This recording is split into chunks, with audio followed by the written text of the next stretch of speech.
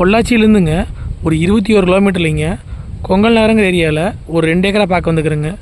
இந்த லேண்ட் பார்த்தீங்கன்னா கொங்கல் நகரத்துலேருந்துங்க ஒரு 2 கிலோமீட்டர் உள்ளே வர மாதிரி இருக்குங்க. அதாவது பொள்ளாச்சி டு கரூர் மெயின் ரோட்லேருந்துங்க ஒரு 2 கிலோமீட்டர் உள்ளே வரணுங்க. காடு பார்த்தீங்கன்னா களிமண் பூமிங்க. இது காடு வந்து தெற்கு வடக்கு நீளிங்க.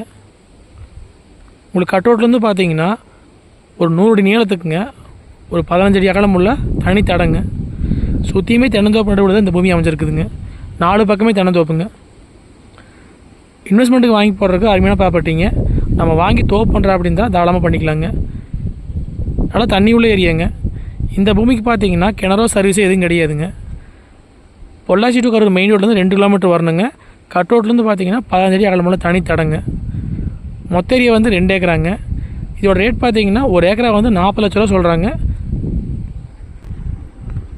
கிணறோ சர்வீஸோ இந்த பூமியில் கிடையாதுங்க.